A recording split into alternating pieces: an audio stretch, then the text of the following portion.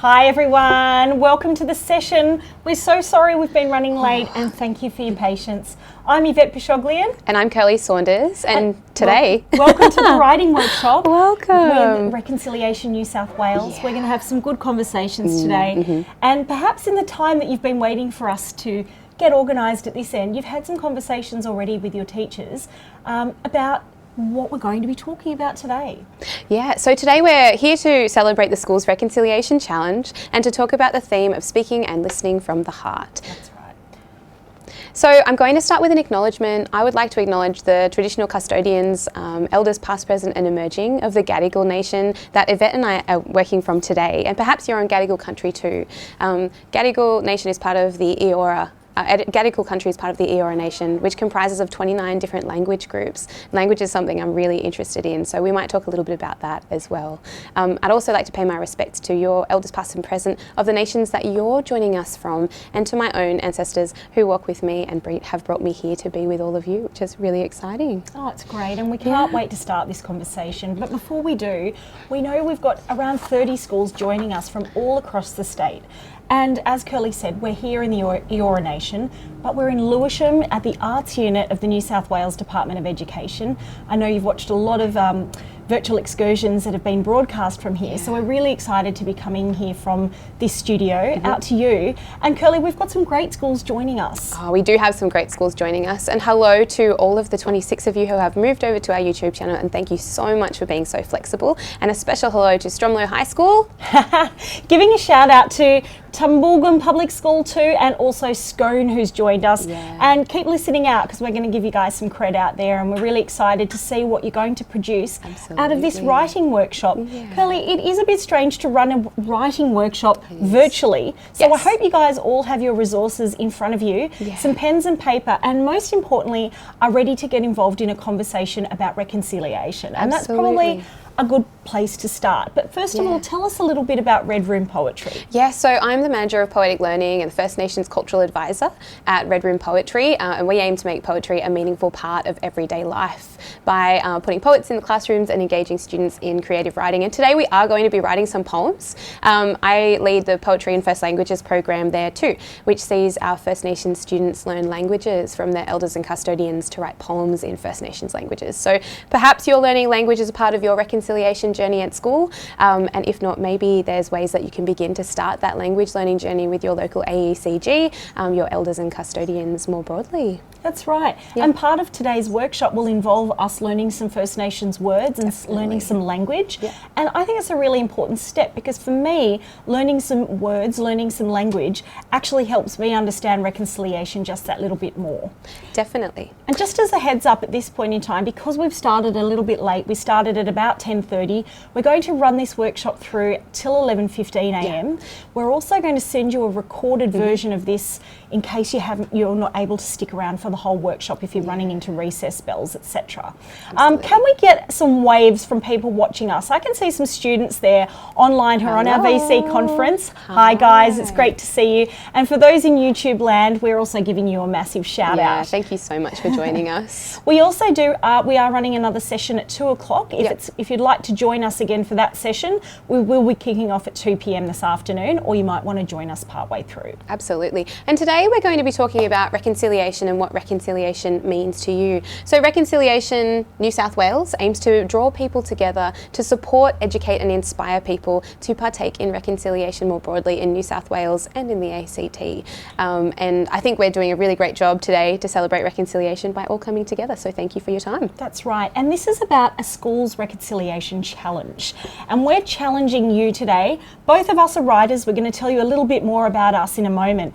Both of us are writers, and we're challenging ourselves too to open up a dialogue about reconciliation, to challenge ourselves to write about it. Kirli, you have a new book of poetry which covers a lot of those issues. It's very exciting. And, you know, I've got some books that I'm going to talk about as well, and some experiences that I've had as a non-Aboriginal writer coming to write about stories that involve First Nations people and Aboriginal people. Definitely. So that's part of the dialogue. And today we're working with Reconciliation New South Wales, and we're challenging you to get entries to us by August 30. And that's what we're asking from you today. And by the end of this session, you guys are going to have started some poems. Absolutely. So and that's great news. Begin to hopefully delve into the world of virtual poetry, visual poetry as well, and maybe you'll start to begin to write more broadly. It's not just poetry that we're hoping for. I do personally love a good poem, but if you would like to work in different areas of prose or writing, maybe you'd like to make a dance or a piece of music and accompany that with some text and artwork, then that could be a great submission too. That's right.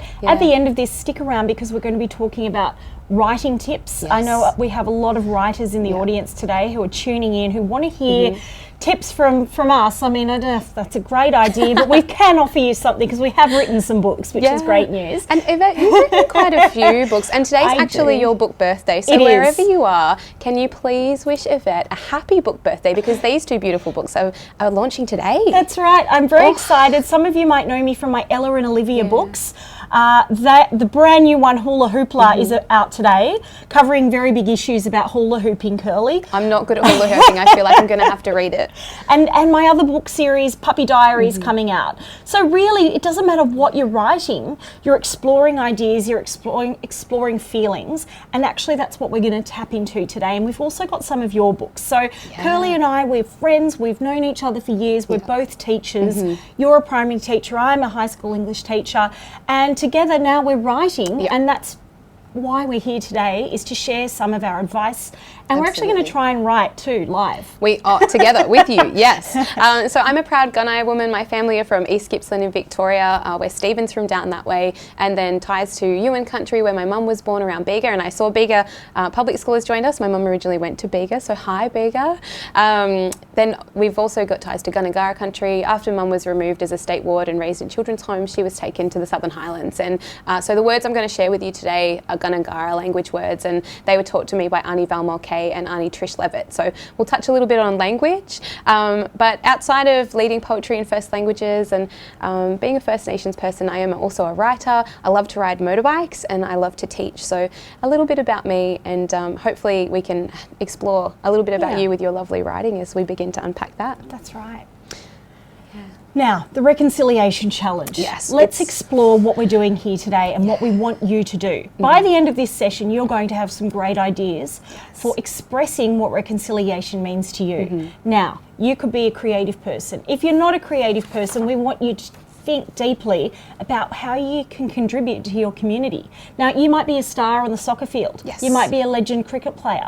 You might be experimenting with painting. You might be doodling. But you also might be just getting down some first lines of poetry, and that's what we're going to take you through today. Absolutely. However you want to imagine a story unfolding about a conversation, really, because that's what our workshop is about today. Reconciliation is about the start of a dialogue. Absolutely, and I think it feeds really well into this year's theme challenge, which is speaking and listening from the heart. And so the challenge is open from years 5 to 9, so hopefully we're working with some of you today, and if you're a little bit younger or a little bit older, we really, really value your input too, and just having a conversation and being part of the workshop today. Speaking and listening from the heart is all about connecting and sharing what is important to us. So we'll bring up that slide now so you can see it. It's about learning and sharing and growing together. It's about being really honest about our nation's history and the different things that have happened along the way that have meant that First Nations people haven't always had equal opportunity and access. And you know, in my own family history, there's a real strong history of dispossession and relocation, being raised on missions or being taken from family and raised separately from country. And all of these things have meant that I haven't always been able to learn language or share culture. And so beginning to have very honest conversations about those things mean that we can start to work together and walk together in a really beautiful, reconciled future. That's right, and I think it's a really hard thing to sometimes start talking about. Definitely. Because we're dealing with tough issues and things that have happened in our past. But the more we talk about them and the more we discuss a positive way forward, which is what we're going to do today, we can start to understand what reconciliation in Australia could look like. And it could look like many different things. So we're going to challenge you to start thinking about what that could mean for Australia. I mean, Kirli, to be honest, I learnt a lot about reconciliation through hearing about your personal journey your family's story. And the shocking thing for me to understand is actually it didn't happen that long ago to your family. Yeah, so knowing, I mean, my mum was raised, taken from her family at about 6 or 7 years old and raised as a state ward in children's homes. And then because of that experience, I haven't always been able to access culture and language learning or have that awareness of the dreaming and different elements of my own cultural spirituality that have been really important for my identity now. And you're right, you know, it's not so long ago. And I think having a really honest conversation with other First Nations people around you in safe and respectful ways, with the knowledge that, you know, it can be really emotional for the First Nations person who you're speaking with to share these different pieces of knowledge. So going into that with real care and curiosity and kindness, I think is really important and very much in line with the theme of speaking and listening from the heart. Well, one of the questions that I have for you is that there's lots of different words around reconciliation and actually how Aboriginal people or First Nations people identify themselves. So we're starting to hear this word First Nations, these words First Nations. Is that how you identify yourself? Yeah, so I mean, when I identify myself, I always identify with the nation that I have ties to. So Gunai country, I'll talk to Yuin country and Gunai country. So they're on my matrilineal lines, on my grandmother's side of the family. On my grandfather's side of the family, we're Biripi and Gadigal, after being taken from around Biripi country and raised on the mission at La Perouse. So I will always identify with those nations first, but then I think First Nations is a really great term to try and talk about First Nations or Aboriginal people with respect to the diversity that exists across all of those different language groups. So when we looked at that map earlier, and we've got it on the bottom of that reconciliation page there too, you can see the Aboriginal languages in New South Wales and ACT. Every single one of those different nations, identified by different colour, have their own language, culture, dreaming stories, sacred spaces, ceremony. Yeah, so when I use that term First Nations, it's to refer to that diversity, to say that there are 650 different dialects in Australia, whereas Aboriginal is a term more often used to identify the original inhabitants of the land, and Indigenous, I've always been told, refers to flora and fauna, plants and animals rather than humans. So First Nations is my preference, but it's always a good thing to ask the person that you're speaking with, you know, what is the best and most appropriate term for me to be respectful when talking to you. That's right. And also this is a reconciliation challenge, but coming up soon we've got NAIDOC week, so you will be having these conversations in your schools, and if you don't know, you reach out and you ask. For instance, all of you know which country you're in because you do an acknowledgement of country or a welcome to country at the beginning of the day or at assemblies or at special events. Try and understand what that means and why we do it. Absolutely. And this year's theme for NAIDOC week is Voice, Treaty, Truth, and I think it's very aligned, voice and truth, to be talking about reconciliation today and that speaking and listening from the heart. We're going to talk a little bit today as well about the dreaming. So I've included some photos here from the project that I lead, Poetry in First Languages, and you can see one student listening, placing a stick into the water. She's actually listening to poems flowing through water in Gadigal language up around the Royal Botanical Gardens on Sydney. And then we had some students from Nadaria School, these are Aranda speakers, who came to join us to talk about poetry and language. Can I ask you a question? Because you're a poet, and I try to be a poet. But since I'm with an expert, I'm going to ask you, do poems come straight to you, or do you listen, like in that image with the girl with the stick listening to the flow of the river? Does the poem find you, or do you find the poem, or is it a little bit of both? Oh, there was one poet who spoke about having to run through a field to catch the tail end of a poem, to slap it on a page and have it write itself backwards if she wasn't quick enough to grab it. Wow. And so I think sometimes the poem does thunder through the field and catch you. Sometimes the poem is something that just comes to you in fragments and you have to form it a little bit later. And I've been over in Western Australia for the last 2 weeks doing a little bit of writing over there, and I only have poem fragments. So it's, I'm excited to massage those a little bit more. That's good to hear. So the poem doesn't come to you, you don't have 10 lines perfectly done. No. It just doesn't come out and they onto don't the always page rhyme. perfectly. Okay, that was my next question. Definitely. Does it have to rhyme? No, and free form poetry doesn't have a particular structure. And if poetry is not your thing and you don't want to write a poem today, that's totally fine too. And you don't write in poetry, do you?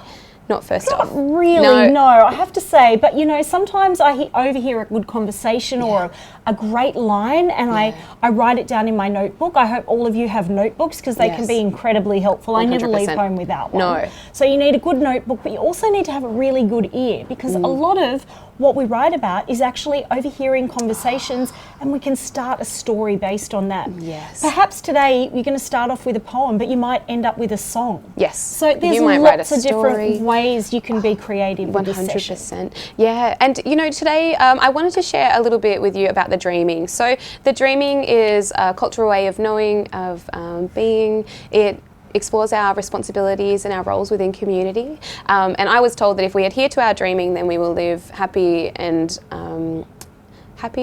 fruitful lives, that they will feel like we're aligned to our purpose and that we're doing what we should be doing.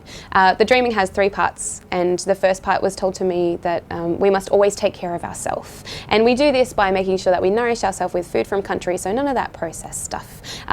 Eating really good fruits, vegetables, nuts and meats and seeds, making sure that we take the time to get enough sleep. So I hope you've had a lovely restful weekend.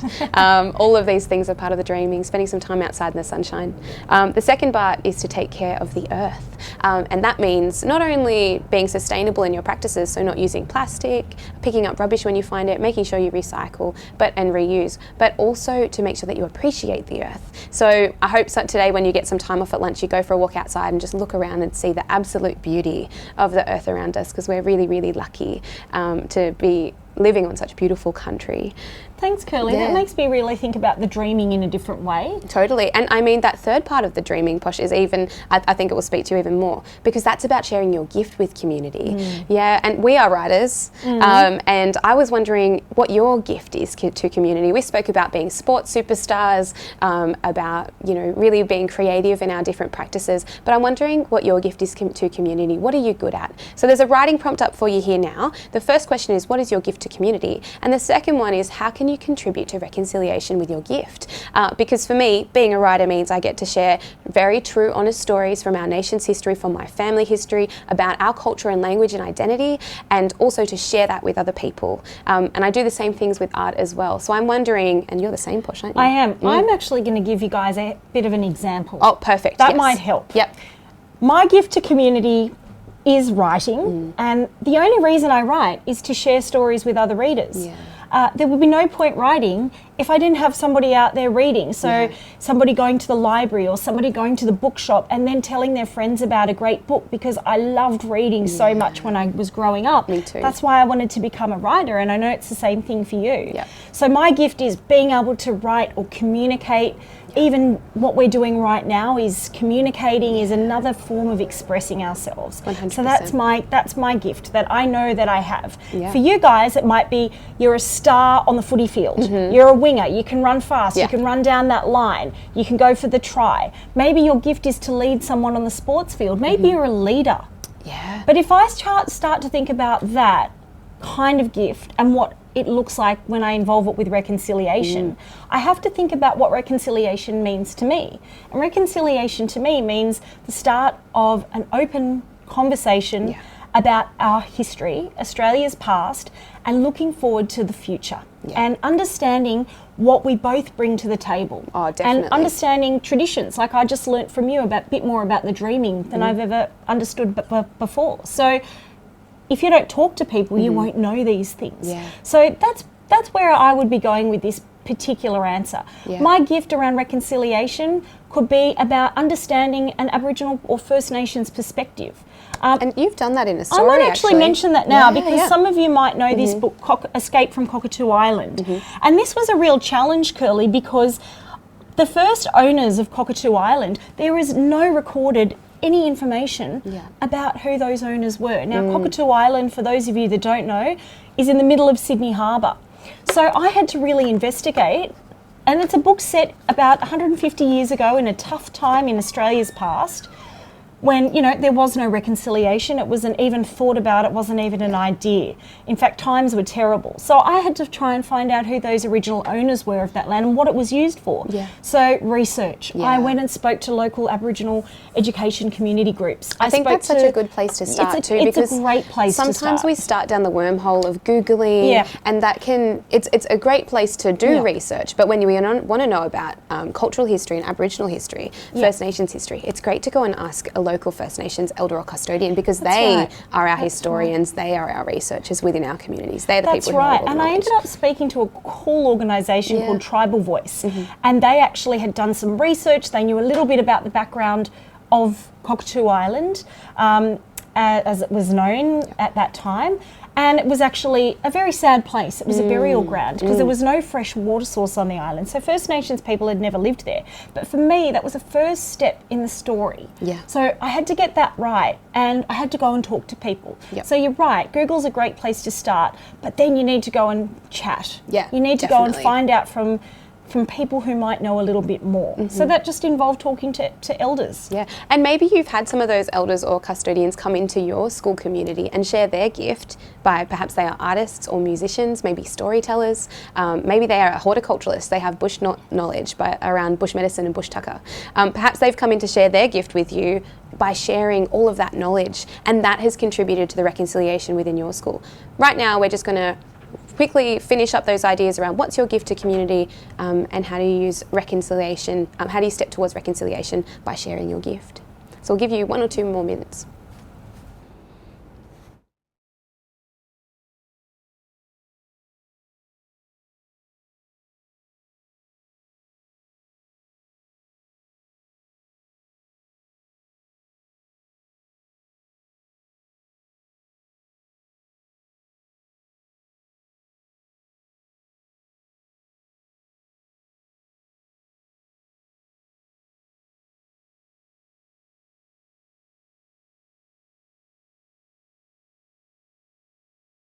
All right, so next thing I wanted to share is the idea of Nagunagula. Nagunagula is a Gunai language word, and it means to walk together and to work together. And when we were talking about reconciliation with the New South Wales reconciliation team, I thought this is the perfect word. It is. I want you guys to try and say it. All right, everybody together. Nagunagula. Nagunagula.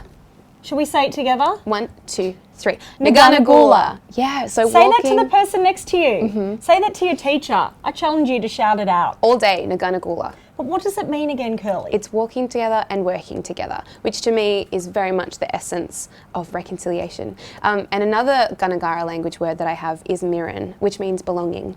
And when I was thinking around reconciliation, speaking and listening from the heart, those ideas, belonging, working and walking together, those are what reconciliation is. Perfect words. Yeah.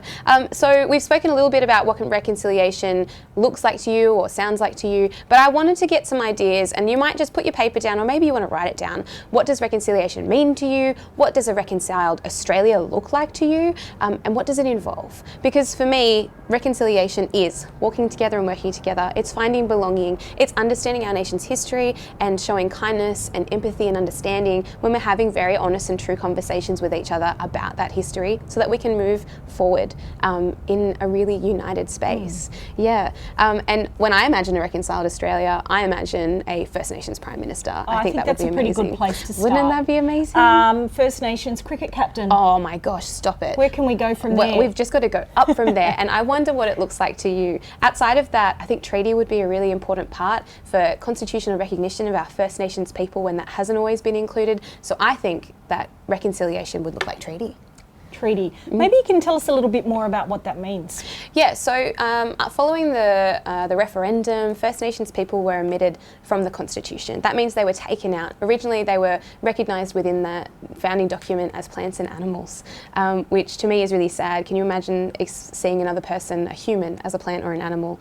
It was really wrong, and so they removed that. But then they didn't place any acknowledgement at all of First Nations people being the original inhabitants of this land. And I think that treaty would pave way for that to begin to happen, for us to understand the complexities of the different cultural communities all around Australia, and that each of these places have their own law, L-O-R-E, as in the dreaming, cultural practices also tied to law, the way that we move around and show respect to one another and take care of our communities. Kirli, when you tell me that, it makes me feel really sad. Yeah. It makes me feel upset. Yep. It makes me feel angry. Definitely. And even though times have changed, you know, as a writer, if I feel that way, sometimes I might just think, why should I write about that? It makes me feel upset. Yeah, but How do you get over that? Well, in writing, in sharing these stories. And there's lots of really, and this book is probably pitched more at high school, the poetry collection, but there are a lot of poems in there that explore those themes of disconnection and reconnection to culture, the different intergenerational traumas within my family and the healing of those. And of course, those are really, really sad things. And I'm working on a picture book at the moment that explores those themes in a little bit more depth for younger audiences. But I think it's really necessary for us to tell these stories, to use our gift and to contribute to reconciliation in that way. So we're going to write a poem. We are. Actually, so that we can look a little bit more at reconciliation within our own community. So in front of you now you have writing prompts, and there you should have a copy of this if you've got the handout. And we're going to go and write the poem together now. So starting on that first idea, reconciliation from the heart looks like. We're going to have 1 minute to quickly write down what you think reconciliation from the heart looks like.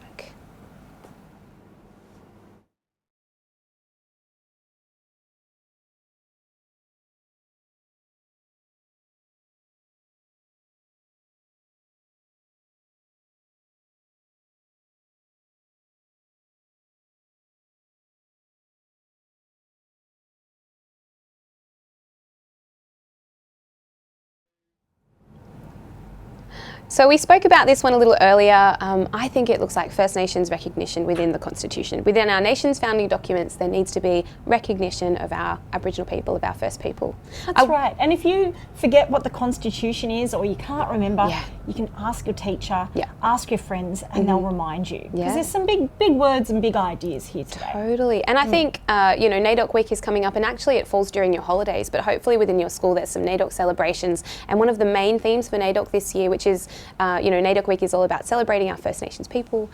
One of the main themes is treaty. So hopefully you'll talk a little bit about what that means for you. But guess what? We've written 2 lines of poetry, and maybe you have too. Yeah. So our poem starts with reconciliation from the heart looks like First Nations recognition in the Constitution. Then we've got the third line coming up.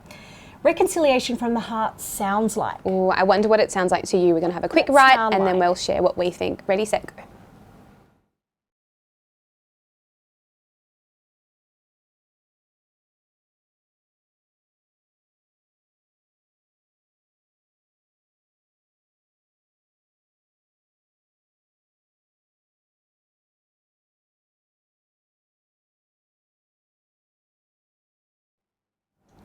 So reconciliation from the heart sounds like a First Nations Prime Minister being inducted in Parliament, and I would love to be there for that. I wonder what it feels like to you. That's our next prompt. Ready, set, go. Reconciliation from the heart feels like.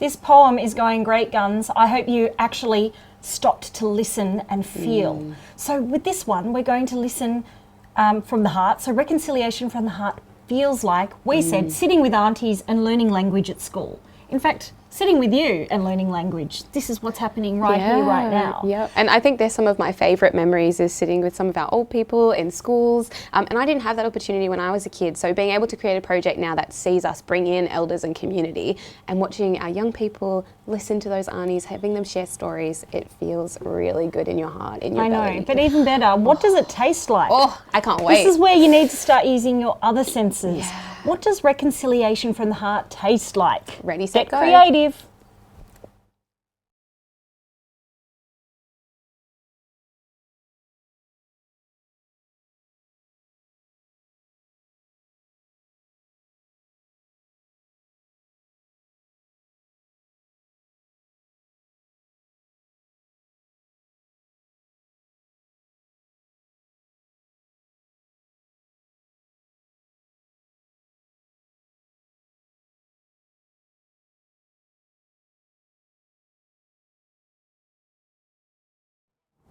So we thought that reconciliation would taste like bush tucker and bush medicine being taught in the classroom, and maybe you're part of a really wonderful school where you have a bush medicine or bush tucker garden, and perhaps you could go back and revisit that garden in the next couple of weeks and see what's going on, because even in winter there might still be something blooming there to heal your body or your spirit. The next part is, what does it smell like? What does reconciliation from the heart smell like for you?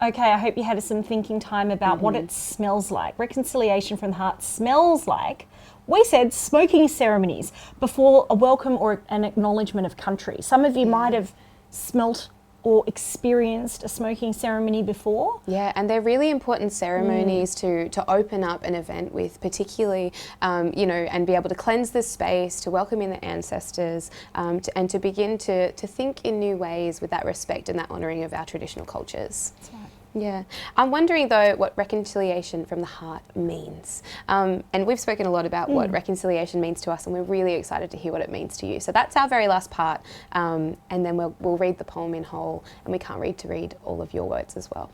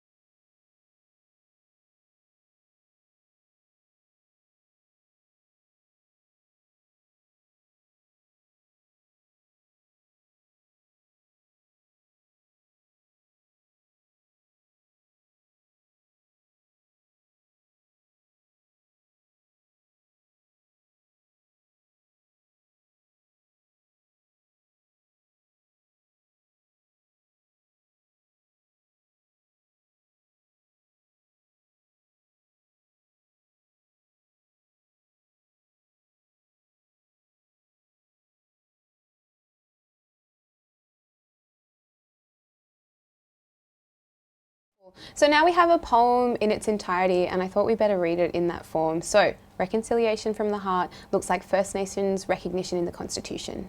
Reconciliation from the heart sounds like a First Nations Prime Minister being inducted into Parliament. Reconciliation from the heart feels like sitting with aunties and learning language at school. Reconciliation from the heart tastes like bush tucker and medicine being taught in the classroom. Reconciliation from the heart smells like smoking ceremonies before welcome and acknowledgement at all events. Reconciliation from the heart means listening deeply and understanding our past. We listen from the heart and we make a change. Good job, everybody. And those entries or those poems can be the start of your entry, and you can begin to submit those to us, and we'll share that submission process in a moment. But I just wanted to include a few photos of my artworks. I was going to bring them today, and I apologise that I forgot them in the rush to get up to Sydney.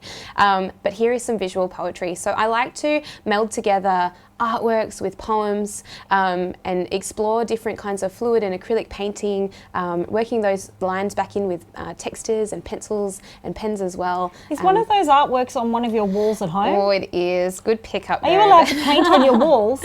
You know, when I was a kid, I remember painting on my bedroom wall and my dad getting a little bit mad about it, but not making me rub it off and thinking that was okay. I don't encourage you to do that, but it did start my creative process. And you're right, this photo on the left-hand side is my wall at the moment in our house that we're renovating. So all of these walls will be taken down, and I took the opportunity to make sure that I had a really great scribble on them while there was still some time.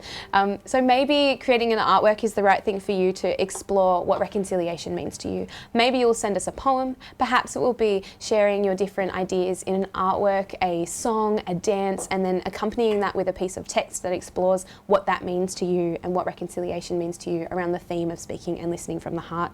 And here's how you can submit your entries. So you'll see the link down the bottom there. There's copies of the entry forms for you and all of your peers at school, which your teachers can find online. Can you give us a shout out if you're going to submit your entry? I want to see people yelling out and saying, yes. I'm going to give you the count of 3. 1, 2, 3. Yes, I am going to submit my entry to the Reconciliation Challenge. I can see people on screen. I didn't see a lot of people giving me feedback. We need more feedback, but I also just want to give a quick shout out to some of the other schools that are joining us. We've got Gilgandra Public School, we've got Gunai Public School, all the good G schools, but we've also got Woongarra up in the Central Coast, I believe on Lake Tuggerah. Good morning to our Central Coast viewers and listeners. Oh, hang on, we've seen some waves. Oh, waving. That's good. Everyone's still listening. It's always a relief. They're not having a sleep. They're madly riding over there. Excellent. I know that the judges, and we also can't wait to see some of the entries because I know there's a lot of creative people out there. We have been inundated with questions. We Kirli. have, yes. And actually one of my favourite questions in this lineup was about, we spoke about connecting to country, taking the time to appreciate the earth and spend time in our on country and taking in all of the local surrounds. And Yvette, I was wondering, what's your favourite place to write? My favourite place to write? I have a beautiful office with a super comfy chair, but you know what, Kirli? I sit on my lounge, I have a heated blanket, I have my little dog. That's where I end up writing because it's actually got a really nice view and it's a super comfy lounge. So even though I have a special writing place, I tend to just write where I feel comfy. Sometimes people even write in bed from when I've spoken to other authors. What about you? Do you have a favourite place to write? Or, I do often find myself with a good cup of tea, but it has to be after I've gone for a good walk and I've been outside. I really love the ocean. I'm a saltwater woman, so I spend a lot of time, perhaps I'll go for a surf, keep an eye out for some dolphins or some fish while I'm out there, maybe some whales at this time of year too, and then I'll come back and I'll sit down with a cup of tea in our garden and I'll begin to write. Wonderful. Now I've got another trickier question, putting us on the spot here. Do you have a First Nations person you admire or look up to? Oh, 100%. Yeah, my mum. My mum is a really, really special woman. She works as a health liaison officer in hospitals, and so she helps a lot of First Nations people. But beyond that, she has been the beacon in my life for making sure that, I make sure I'm always true to myself. I'm always respectful and responsible within my community, and that I continue to tell our stories with truth. So, yeah, definitely my mum. Awesome. Yeah. How about you? Is there as you might have picked up, I'm a bit of a sports nut. Yes. I would say Adam Goods is actually one of my heroes on the footy field. There's so many more people that I could recommend and people that I look up to and I love. 100%. But I would say him. And you know what? Actually meeting you has really changed my whole knowledge. So that's a nice little warm and fuzzy moment. But honestly, I learned a lot more about not just reconciliation, but what it means to be a First Nations person from getting to know you. And I didn't know many First Nations people really or their stories. So meeting you and understanding your story and also the tough past from your own family, as you began to understand it, I began to understand it. So that's definitely informed me as well. So I think having conversations with our friends are really, really great places to start reconciliation. And maybe after this workshop, you might sit with some of your friends and have a really honest conversation from the heart, speaking and listening about what reconciliation means to you. And if you have any other questions, please feel free to shoot them through to us in an email. We're also going to email out a copy of our survey teachers. So we would love to know about your engagement with this project, with the challenge, and more broadly, if you'd like to access any of our other resources online, please do so. Please check out the Red Room Poetry website and the New South Wales Reconciliation website as well. And before we go, we're just going to give a shout out to a few more schools. North Sydney Dem, we know you're there. We know you're watching. Hello. Yukai Public School, up on the Clarence, I believe. Yes. We welcome you and we say g'day. Tumbulgum, we've given them a shout out, but we're going to go Wheeler Heights. Yes, Wheeler Heights. I've got to just try and remember. I think they might be on the Northern Beaches, although I'm sure I will stand corrected after this. Yes, an email. We want to thank you so much for joining us. We know there were some technical difficulties here behind the scenes, but you guys have been amazing. Absolutely. We couldn't do this without Reconciliation New South Wales, the Dark Connections team, and the amazing team here at the Arts Unit. And again, if you want to join us for the next round, you'll hear all our amazing jokes and stories again. Absolutely. But we'll be back at 2 p.m. if you'd like to join us, and we do have lots of high schools joining us for that one, so that might be pitched a little bit at late primary, upper primary stage 4, so that might work well for you. We will be online, and we also encourage you to fill in our survey that appears on the paperwork that we sent you, the resources, and we'd love to get your feedback on this reconciliation workshop. Yep. We'll catch you soon, everybody. Thank you so much, and we Take look care. forward to reading your entries. Bye. Give us a wave.